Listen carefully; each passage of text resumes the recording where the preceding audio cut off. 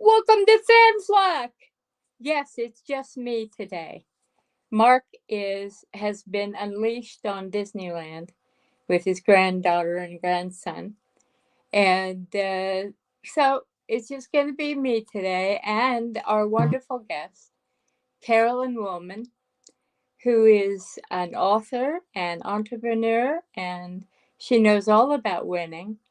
And we're going to talk and focus more on the mind part of that system and the degree to which our thinking and our focus and our awareness plays into it. So I want to let everybody know, first of all, thank you for all of your nice messages. Ben is much better. Um, and coming up next weekend, my grandson's adoption will be finalized, so I'll get to introduce him to you all. And Mark will be back next week. Now, on to Carolyn.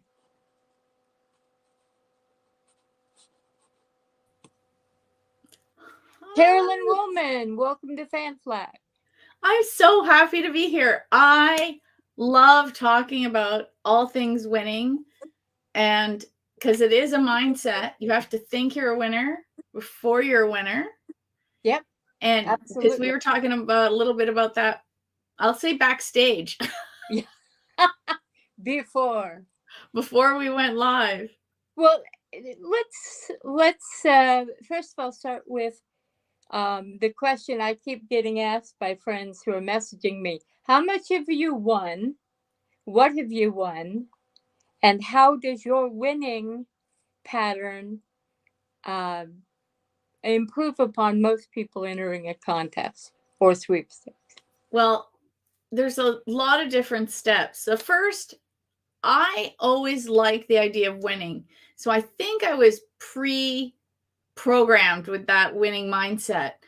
I remember being a kid, you'd go to these like parties and they'd have those games, and I'd always win like the memory game and things like that. So I always liked the idea of winning. And I remember this will date me, but I think you and I are in the same category.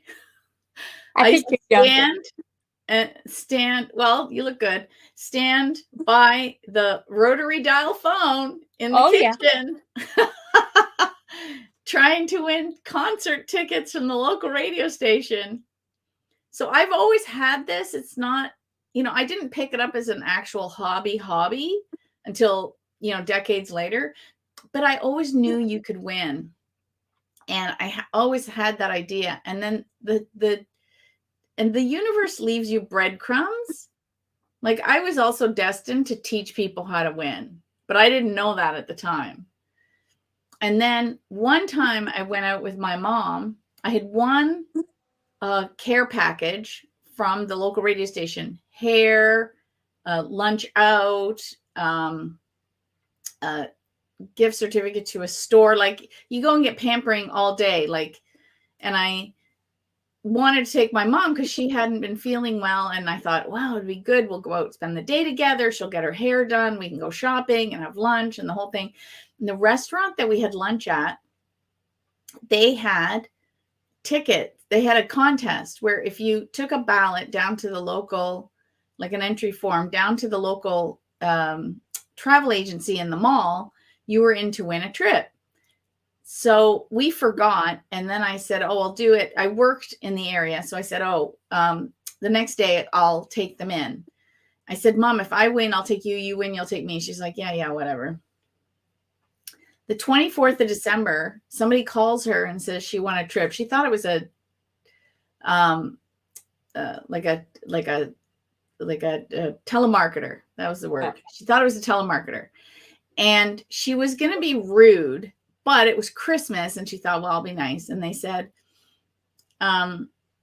where's Barbados? And she's like, this is stupid. What are they doing? She said, in the Caribbean. Why? They go, congratulations, you just won a trip. We'll contact you in the new year to make arrangements. And she's like, what? Like, how did I win this trip to Barbados? And I just started screaming. I could hear only her half of the conversation. And we're in the living room wrapping gifts, and the phone, still, I think it was push button by then, but it was in the kitchen.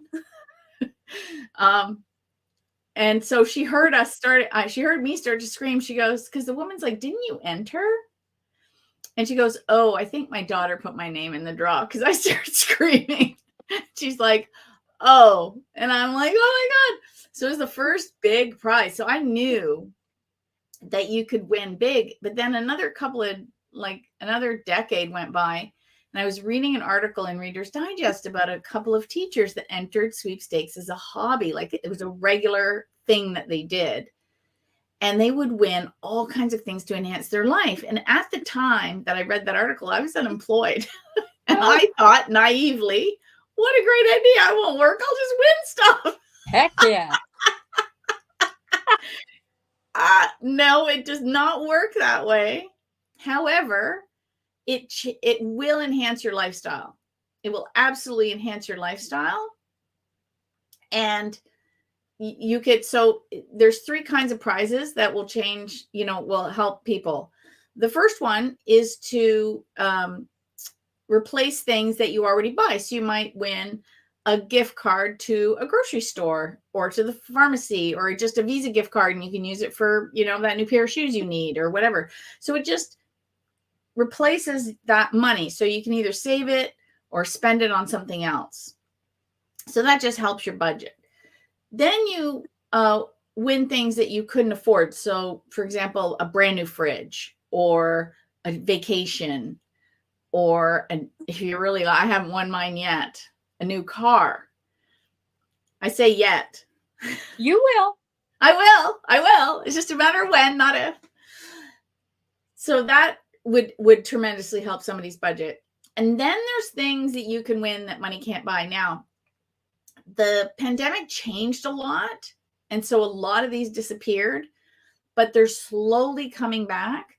So the prizes that money couldn't buy were things like, I've met Sting and Michael Bublé, and I've had sweeping friends go to the Oscars, to the red carpet, to the Super Bowl, to the the big meet and greets, concerts, like trips of a lifetime, like things that are just beyond the regular, like things that never would come across your path in everyday life. May I say as a child of the 60s and 70s and early 80s, you met Sting! Okay. Yeah, that was cool. And I might say he smells very good. I bet he does. But it was funny because he looked like a pauper. He was wearing just like a t-shirt and some very ripped jeans and Keds that looked like they could have gone to the garbage. Like they were just way overworn. And I'm like, this guy has more money than, he doesn't care. They don't care. You know what? He was happy. He once said in an interview that he learned how to dress by talking to Paul McCartney. Oh, I don't know if that's good or bad. Paul, when he met him, was wearing a City Dump t-shirt. And he says, well, you see, when I'm out, people look at me and go, oh, he really looks like Paul McCartney. He can't possibly be, because he's wearing a City Dump t-shirt. So they don't talk to him. They just keep walking by. Yeah, I get it. That's pretty clever, really. It actually is, But I guess being famous, as a friend of mine calls it, publicly famous, for many years will teach you that kind of thing.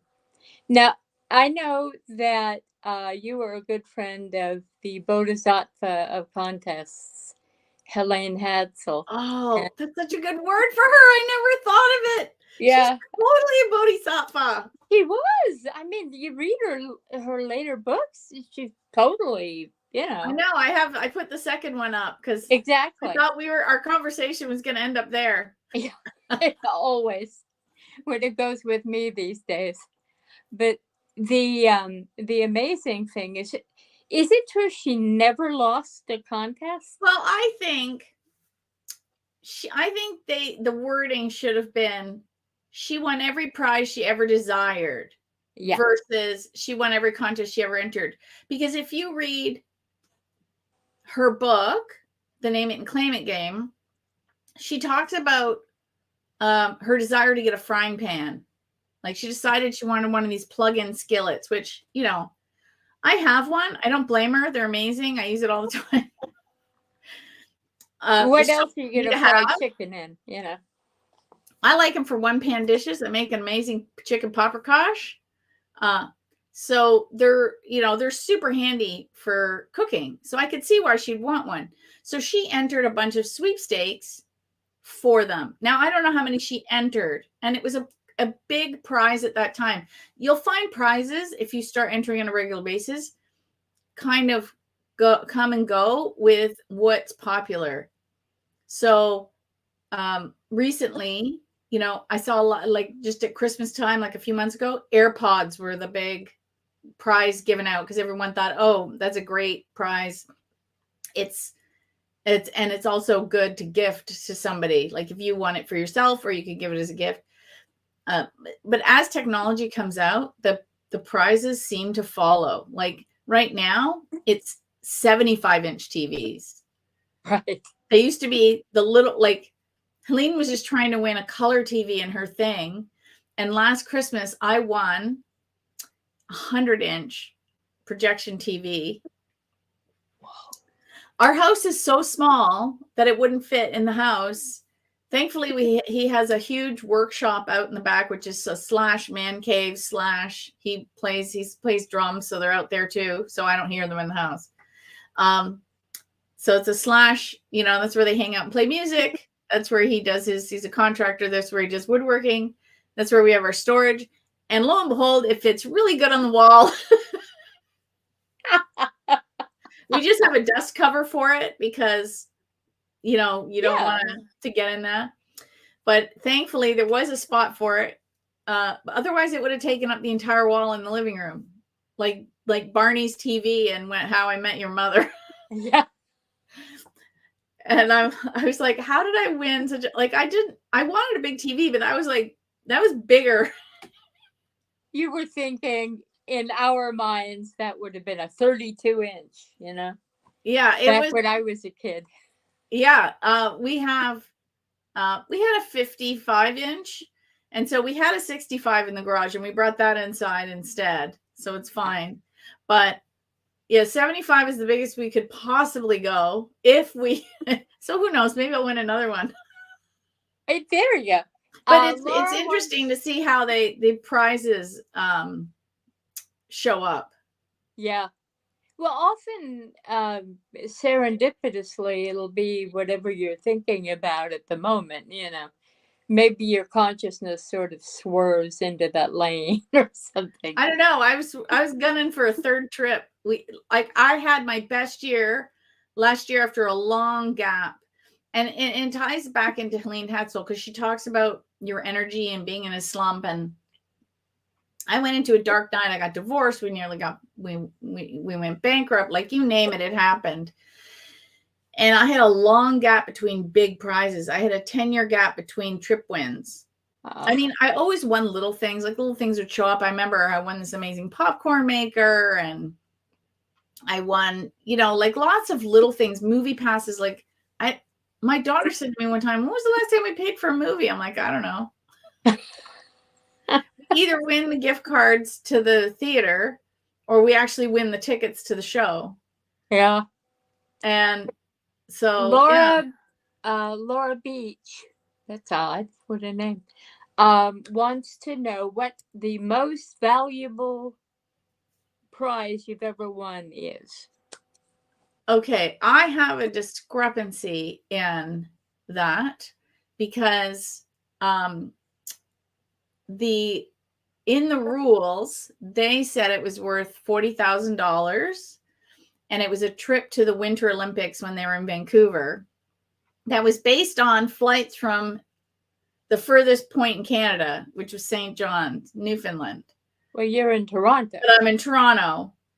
And so I did some Googling based on the tickets and the hotel. And of course, the price of everything was escalated during the Olympics. And it was for 4 people. And we had tickets to 4 events. So I figure it was actually worth half that, but still pretty darn good. Oh, yeah. Hey. Now, that's important for people to know because depending on where you live, anything in the United States, if you win a prize over $600, you're going to get a Form 1099 miscellaneous, and then you have to add that to your income tax. So it's very important to make sure that the form that you get matches what you actually won. So if you won, I don't know, a $5,000 TV, like a big 100-inch TV, I don't know, but you see it on sale at your local TV shop for $3,500, then you need to document that so that you're only going to pay tax on $3,500 and not the actual price. There's lots of little niggly, interesting tips in this hobby that that people don't know about, like little things like that. Like you want to make sure that your forms are right, or that you should only. And the reason I'm so good at this is because I made all the mistakes and I figured it out the hard way. Get an email address just for entering sweepstakes. I started by using my work email. No. It took me 6 months to port it over to a new email address. So just start with one that's fresh. Never been used before. Okay, let's start then. Let's go through the steps of how do you start this? Do you have a meditation that you do? What is your process? Well, okay, so there's two kinds of processes. So the first is the physical one. The process is, if you just want to get started, get an email address just for entering, use a sweepstakes aggregate or a sweepstakes site, because they've already brought all the sweepstakes together for you. It saves you tons of time. They've vetted them. They're not going to put something on their site that's scammy. It's going to save you so much trouble. They're all different styles. Some are like forums, some are like newsletters, some have Discord groups, some have, look like blogs, all different styles. I tell people, go poke around, find one you like. And I've even been doing some behind the scenes tours on my YouTube channel for some of the paid sites so that people can go and take a look before they decide to subscribe. I do say invest in your hobby because, it's not free for them to host, and it's not free to them to have an email server and that. So it's good to support the sites by subscribing. I think because then you can get some better quality sweepstakes too. A lot of them have what they call freemium, where it's free for a certain level. And then if you want all the extra stuff, you subscribe. Right. I think it's always a good idea to support. So find one you like. And then if they have that tiered system, subscribe. And then always read the rules. Yeah. Always read the rules, because you got to know, are you eligible to enter? How often can you enter? Is there any specialty things like, it might be a video contest. You got to submit a video or a recipe. Like look for all the different things. When does it end? Like when are you going to stop entering? Is it one entry only? Is it open to your state? All these different things. So I tell people to, read the rules for those kind of things. And then the other part of it, the mindset part of it. Now, I don't say anything specifically, and I think it's because I already believe I'm going to win before I do. But if you're new to this, I had one lady who never heard it, and I always say this kind of little chant: I'm lucky, I'm a winner, I'm a grand prize magnet. And she wrote it out and she stuck it on a Post-it note on her computer. So as she was entering, she was kind of chanting that to herself. And she called me one day and she goes, "Oh my God, I want a car." There you go. And she got to pick it up near me. And so then I went with her while she got the keys and everything. And they, photographed it all. And we got pictures. And then we all went out for lunch. It was a lot of fun. There you go. My husband is a grand prize magnet. He has never... he's perhaps the male Helen Hadsel. He walks by. I have seen this happen. we've been in Vegas. He walks by a slot machine and tosses some money in, and he'll hit a jackpot. And this happens more often than you'd ever believe. And then we, of course, are tasked with having to feed it back in. So he keeps hitting them. And we had to spend an extra day the last time we were there just to feed back in his winnings. Because he has this theory that if he, But then one day we're at the bank and they're having, it was when ATMs were coming out. So that dates me. Right there. And they spend 5 minutes on the ATM and we're going, okay. So I'm a typist, right?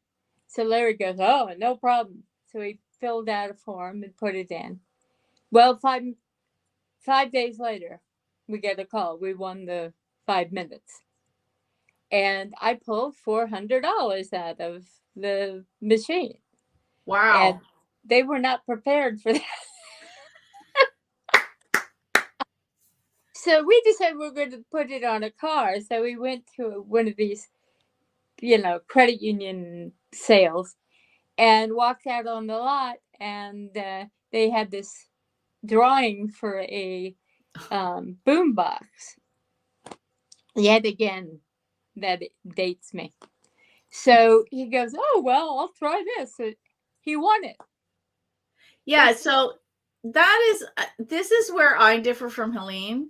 Your husband probably does what she does. He was laser focused with his energy and he probably knows how to control it. I'm a little bit of a scatterbug. George kind of teases me. My boyfriend, sometimes I'll be doing 3 things at once and he'll go squirrel because I'll just be like, choo.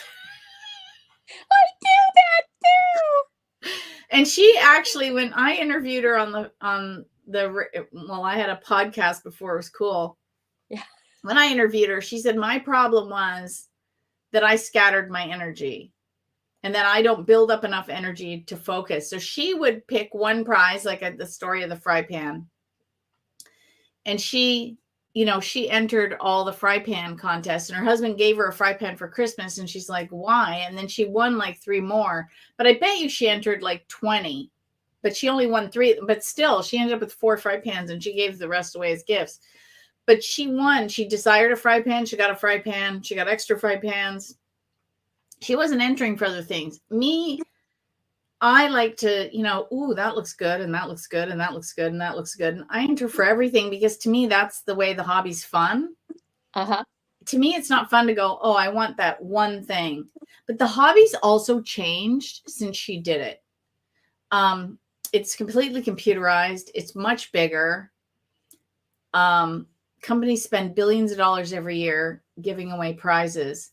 And, like they didn't have an opportunity to do, for example, instant wins. Now on computers, you can, there's one going on in my area where I have an app. And if I go on here, we can even do it. Let's do it. Let's see if I win what I win. Now they're giving away prizes. Now this is a pet peeve of mine as a marketer that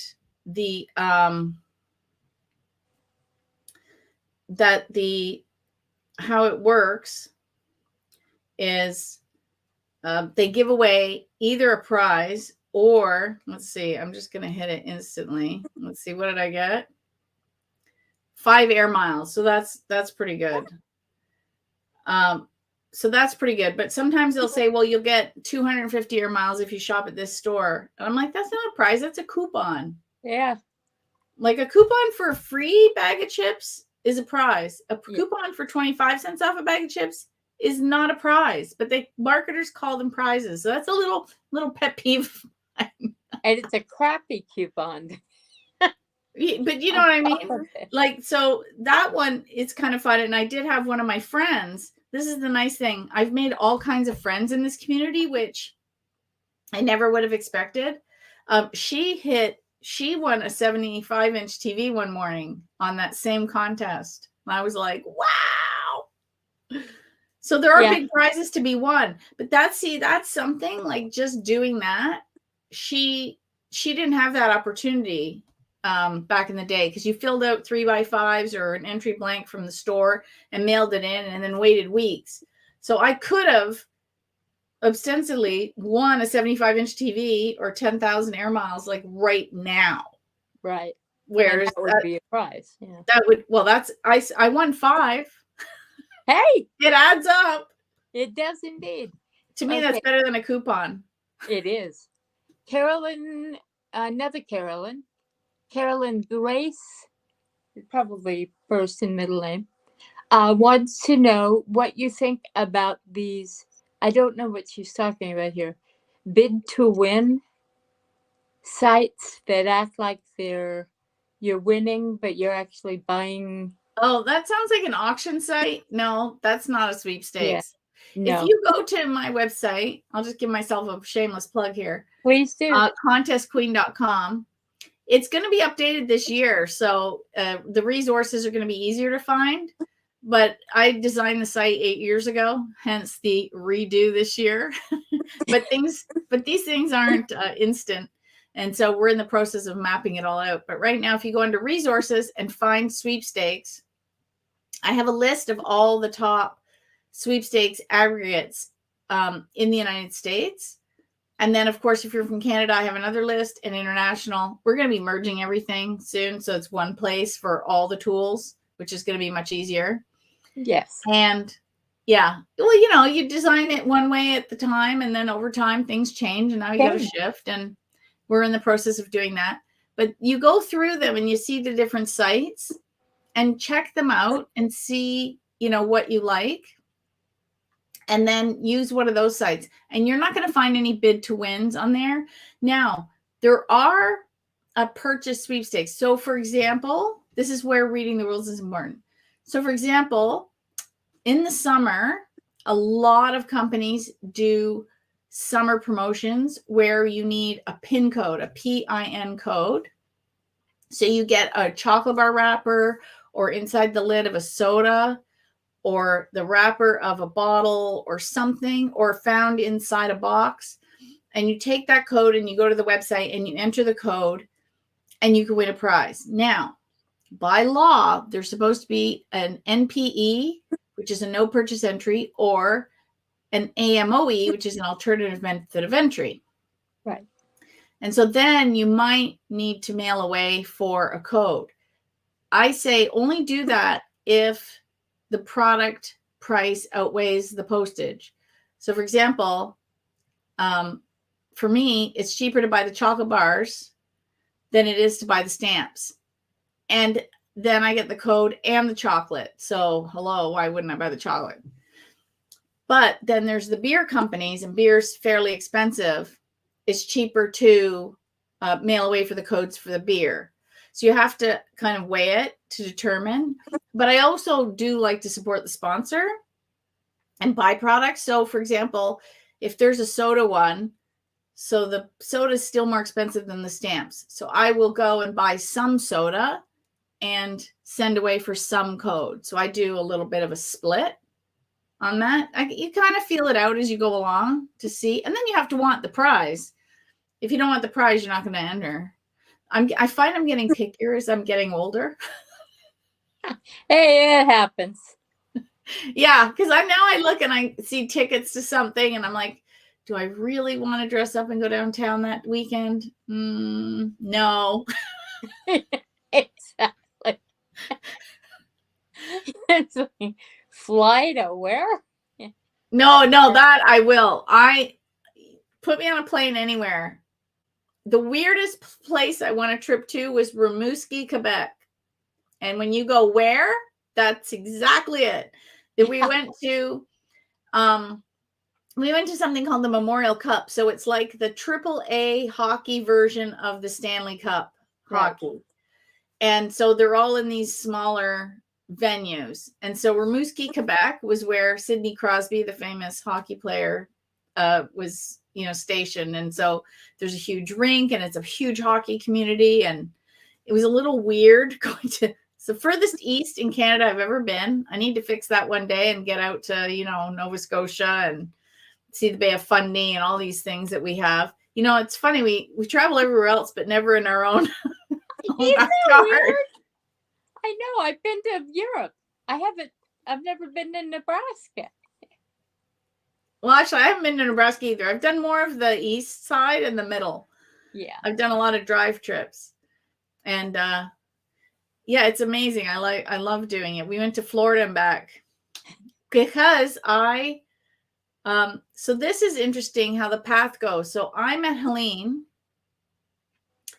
and I asked her very cheekily off air if I could come visit her. And she said no. And she phoned me 3 days later and said, your guides are so loud that you better come.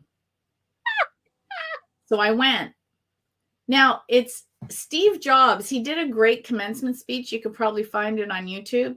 And he said, you can only connect the dots backwards. So now I see what happened, but at the time I didn't know. So in 2008, I went to visit her for 4 days. And while I was there, she said to me, you need to teach maneuvers for witchcraft because no one else is going to do it. And I was like, okay. And then my life just, so I did nothing with it. Finally, in 2019, I thought, Jiminy Crickets, it's been like a decade. I better get off my ass and do something with this before Dyke, her son, dies, because she had 3 children and both Pam and Chris passed before she did. And Dyke was still around. And I thought, if I don't start doing what she asked me to do, he's going to go and that'll be it. Yeah. So I finally contacted him and bought the rights to all of her works because my fear was if I just republish them and he died, then it still dies with him. Like it's still gone. Right. So I bought the rights and then republished them all modern ways. Like I've got Kindle and Kobo and we're working on the Audible right now. Oh, fabulous. Yeah. I know, right? And then the next step is the first translation, which will be Spanish. So we're slowly working on all the different with AI, translation is easy now. Well, I don't know. She was pretty quirky and the way she spoke, I think I'd still need a translator to go over it all. But getting it partially translated would save time. I must say, she was an amazing lady in many respects, as are you. Oh, thank you. Yeah, and she was. You, when you read her book, you realize where she came from and what a long process she had to go through to get to where she was when she embodied Contest Queen, or Yeah, she did the contesting before the mind stuff because some people get mad at me because we talk about Jose Silva a lot, and they're like, "Well, she won that house before she met Jose," and I'm like, "Yeah, and like it doesn't diminish Jose in any capacity."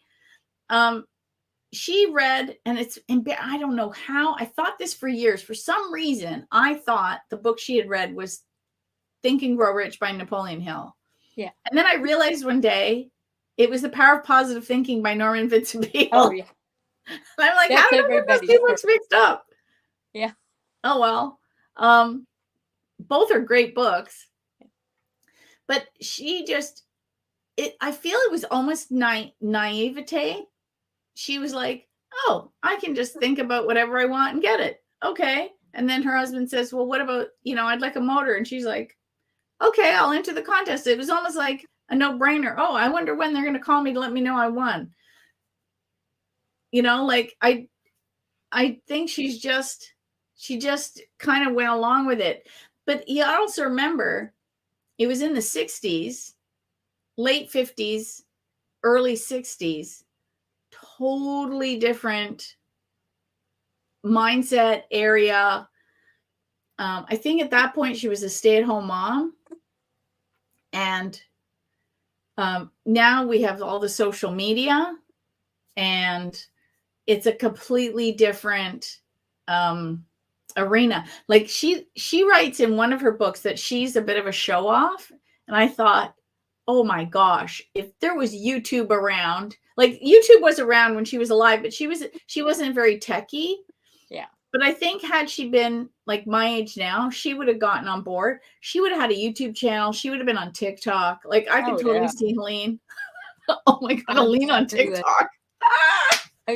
We have a question. Michael Okay. McIntosh asks, "Is Jose still alive?" Oh, Sure. yeah, no, he's not. Unfortunately, Jose, believe it or not, Jose Silva, it's kind of like John Smith. It's a really common name.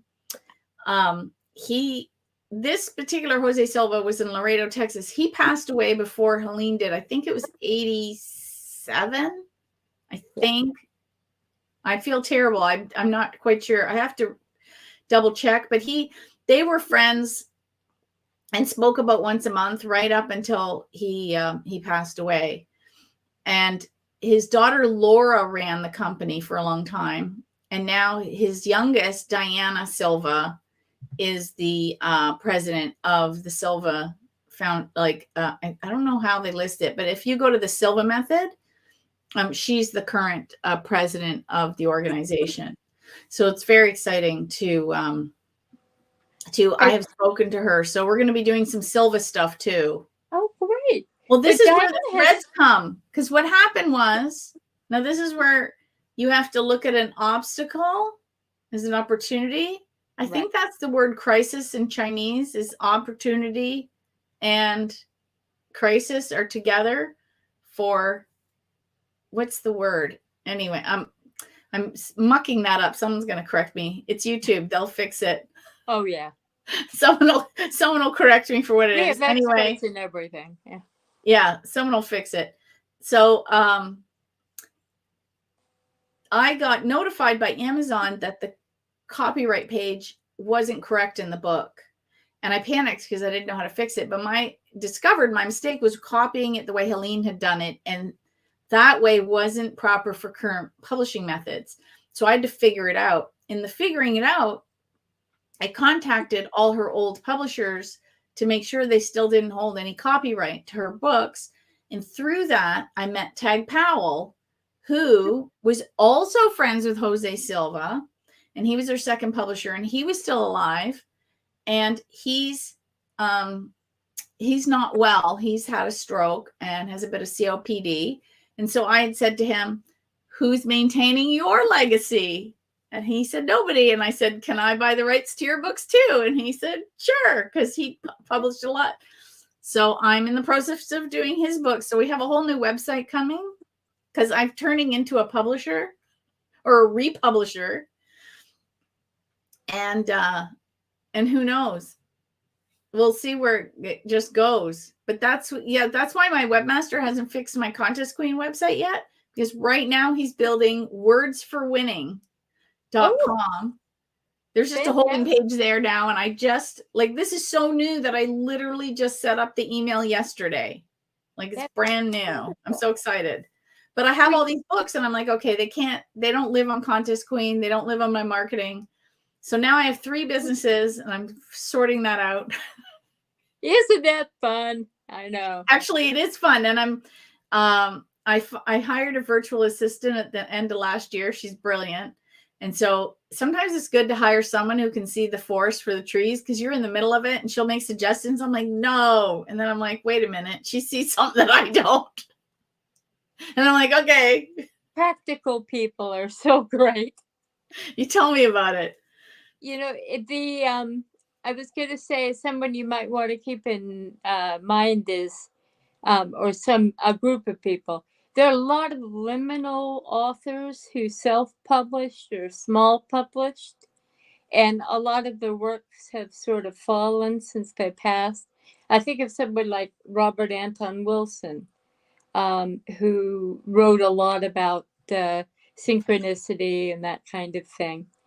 And I know his daughters run it now, but they're sort of in my age range. So I'm 63, so they've got to be getting to that stage of life anyway. So well, that's what I'm doing. I seem to be this, like, actually listed it as a business because it's not marketing and it's not contesting. Like, so I'm a teacher and a marketer and now a publisher. I have 3 crowns now. I wear 3 crowns. There you go.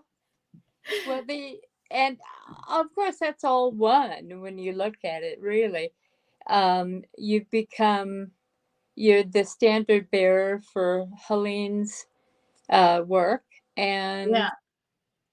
you don't And see. Tag Powell's work was very in the same vein because she became Jose Silva's assistant. Right. And so there's a great story in the book where she was terrified to fly, like terrified. Me, no, stick me on a plane, I can go anywhere. I'm not even do road trips. Like I'll just drive, if I have the money and the meat, I'm off. Like we drove to Florida to meet Tag and buy the rights to his books and pick up some old inventory and all that. So that was a huge road trip we just did. And yeah, if you can do it, just get in the car and go. Yeah. But I bought the rights to his work, and now I have all of Helene's work, and now I'm doing Tag Powell's because he was also a Silva instructor. He was also also a Silva instructor. He was also an author and a mindset coach, and he was friends with Helene, and he published her books, and he was friends with Jose. Like it's amazing how everybody's tied together. That I'm just kind of finding. So now I'm just like, okay, these are all the breadcrumbs that are leading me down this path. And so I get to bring all these works to life, which is exciting. Well, and they don't fall by the wayside. There's so many great books that you're stuck with. Well, there's a paranormal author named D. Scott Rogo who was murdered, and nobody has the rights to his books. And as a result, most of them sell for ridiculous amounts of money because, where are they haven't been published since 1972. So I'll give it another 40 years and they'll be public domain. Yeah, exactly. So, but I'm doing it before they go to public domain. So this is because also, like when I got Helene's books, I only had he had the digital copy for the Name It and Claim It game. And I discovered she kept editing it up to the year she passed away, which was 2010. But also because she wasn't techie and the programs, you got to remember also now it's 13 years later, the computers and the programs have changed so much. But she also was a techie. So when I got the digital copy, I figured out she was editing the book, and updating it with the space bar and the return key. Like she would just put something. No. So when I got it, I'm editing this book. She would talk about, there's a chapter called Maneuvers for Witchcraft, and she talks about the spec method. But then the spec chapter is somewhere else in the book. And I'm like, no, it has to be right here. So I was able to move the chapter, so the book has easier continuity. And then she has 3 different editions of the book, and she had some stories in one and some stories in another. And I'm like, no. And I smashed them all together. So I took this story from this book and this story from this book and this story from this book. She kept altering it. And I'm like, nah, I'll just make one big one. Well, that's a term that I'd like you to identify, witchcraft.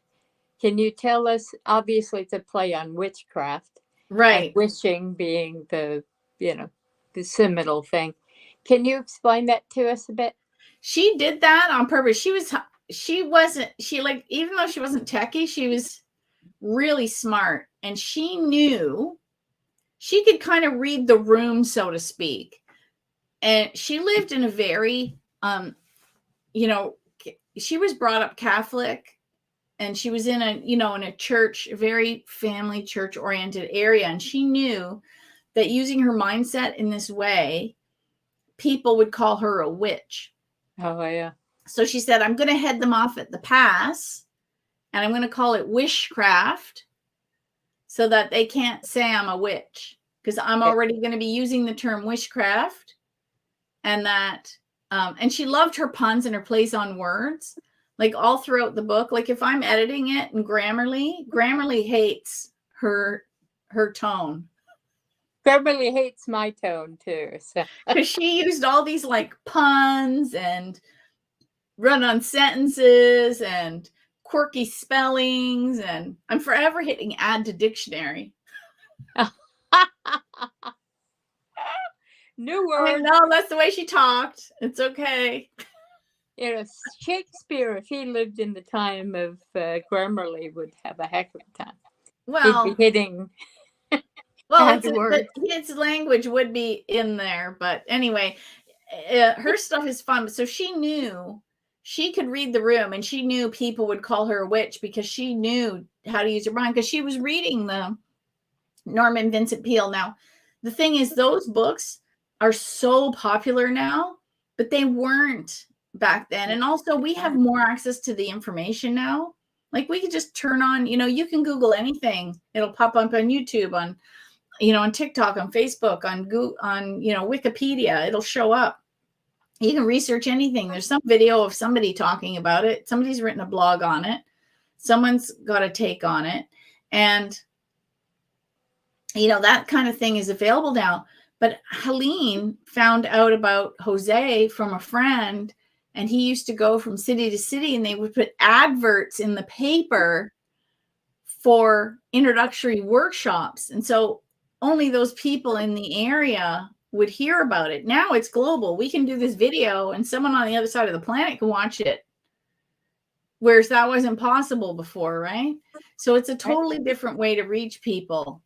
And so for where she was at the time, that's why she used wishcraft, because she knew that at the time and at the place, it was not going to be looked well on for her to say, I'm going to train my subconscious mind to get me that house. Yeah, she'd have the fundies after her in no time. I'm the 9th great granddaughter of a lady who was burned at the stake, or crushed, but whatever horrible thing they did. Let me see. Dr. Beth Singer, a friend of mine, says, Carolyn, you inspire me. You basically redefined yourself, and I am trying to do the same.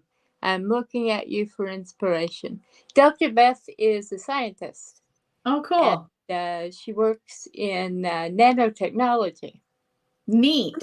She's a brilliant lady, and I know she would be an interesting person to work with, especially with her insights.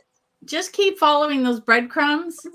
And what might seem like an obstacle, it might not be. It might be the next door to that next path. Because if I didn't have that problem with Amazon, I never would have gone hunting for Tag Powell. And now I'm going to be doing all of his books and bringing his words of wisdom to the world. And he was very much like Helene too. He loved his plan words. He was extremely positive.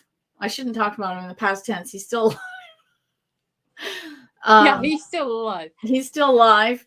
And unfortunately, his wife isn't, though. Like, I also bought the rights to some of her work because she did some fabulous writing with him and on her own. So I'll be redoing her work.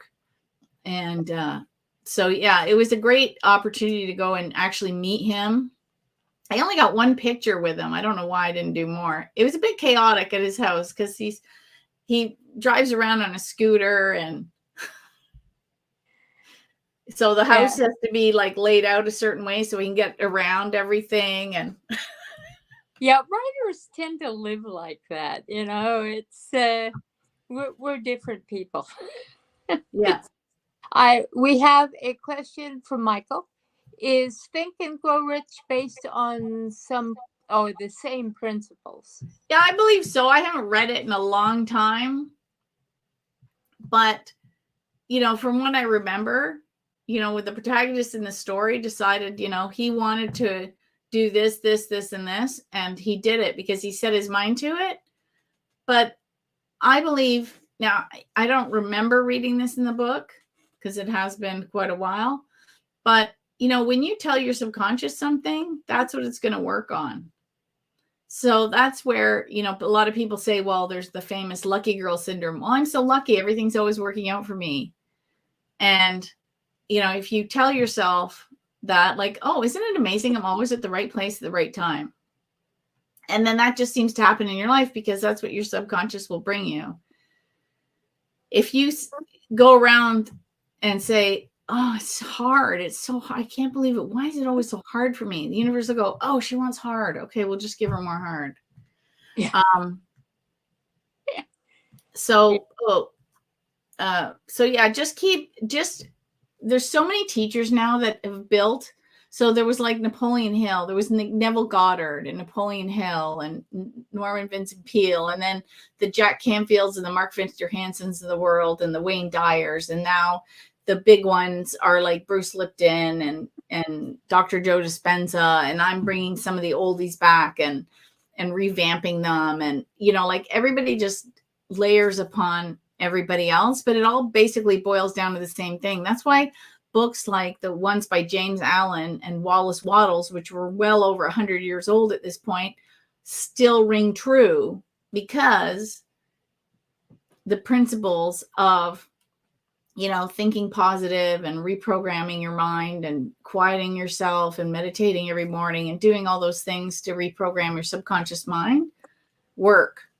Well, that's the thing. This stuff works.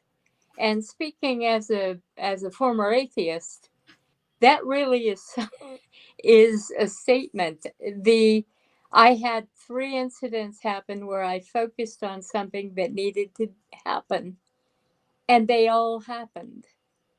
And that is not something I say easily. So first of all, Beth has a follow-up question. How do you start from scratch? It says, I saw on your website that you design contests. Do you start with small contests first? Oh, okay. So I design contests. So I wear 3 crowns, like we said at the beginning. I wear a crown as a sweepstakes teacher. So I teach people how to win giveaways. Then I work with companies on giveaways, and I'll do everything from vetting them to actually designing them in a program like WooBox or Short Stack. And then I will also execute drawings and I will viral market them. So that's like, I have a sweepstakes marketing business. But if you want to start entering giveaways, why start small?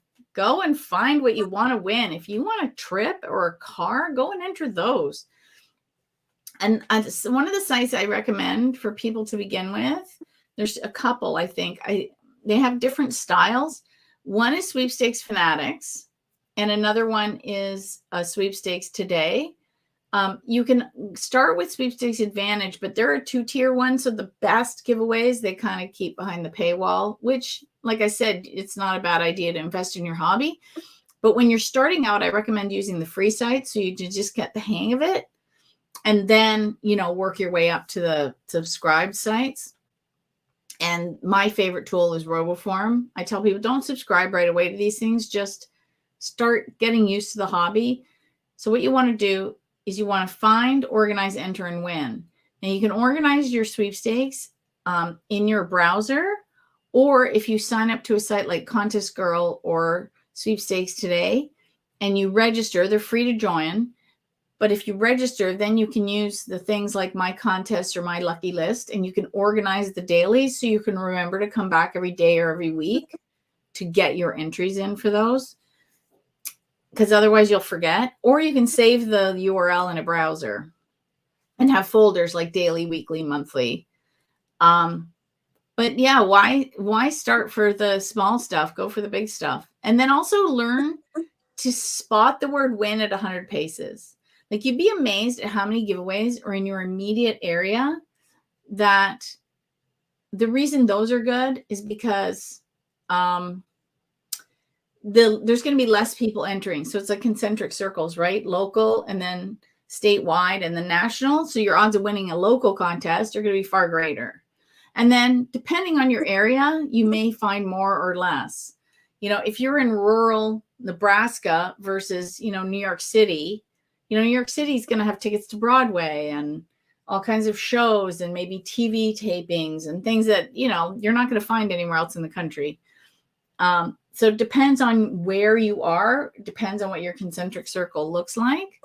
But it's still always easier to win in that bubble than, and it's not rocket science, I say, it's just logic. Exactly. Now we're getting up to the top of the hour. So can you tell us your social media or your websites, anything else you want to talk about? Well, if you want to learn how to win, go to contestqueen.com. Right off the homepage, I have 5 steps. I have a free sweepstakes starter kit, and I have 5 steps to begin winning. Those are free, and I walk you through. I did go over them here, but it's easier when you see them written down, and then I have links to things. It makes it easier for you to find things, which of course we can't really show while we're talking live. This is true. Although they are implementing that within the StreamYard. So Soon. sometime in the future. Cool. And so your Contest Queen, your new website is going to be? Okay, so I have Contest Queen to teach people how to win. Then I have Idea Majesty, because, I had to have a crown for my marketing business. And that's where I work with companies. So I work, I see Beth left this comment. Do I work with really small companies? Yeah, if she wants help running a sweepstakes for her own business, she can reach out to me there. I'm happy to help small businesses run giveaways. I do it all the time. And then coming soon, I don't know when, this year, I'll just say this year, that gives me a huge window. Wordsforwinning.com, which is going to be my new author website. So all the books that are living on the marketing website right now that don't really belong there, and then all the books that are coming out which don't have a home will have a home. So I think I'm like, okay, I need a new website for this. What's your publishing name? That's the Words for Winning. Words for So Winning. that's what I'm doing. And then for the author name, I just use my name. I don't use a pseudonym or anything. So for example, Helene's book, you'll see it says Helene Hatzel. And then it'll say updated by, because I add in an introduction and I add an afterword and I add in recommended reading. So I kind of massage what she had and I kind of bring it up to modern standards and also modern technologies. So I don't just have print. I mean, you can get it on Kindle and Kobo and Apple and Google, all these places, and soon Audible, like all these places that were never available before. Right. It's amazing. And pretty soon we'll all have our own streaming TV channel. And my grandchildren and my grandnephew and niece will never be off the computer. Anyway, we are at the top of the hour. I want to thank you so much for being with us. I hope you'll come back again. I hope we haven't scared you too much. Our engineer, Mark, will be with us then, and he'll have things a lot smoother. I don't know. This was pretty good. I think this was pretty good. Okay, thank you. I appreciate that. You're very kind. And it was fun, Beth says. Thank you, Dr. Beth. Thank you, Dr. Beth. And we will talk to you soon. Bye. Everybody.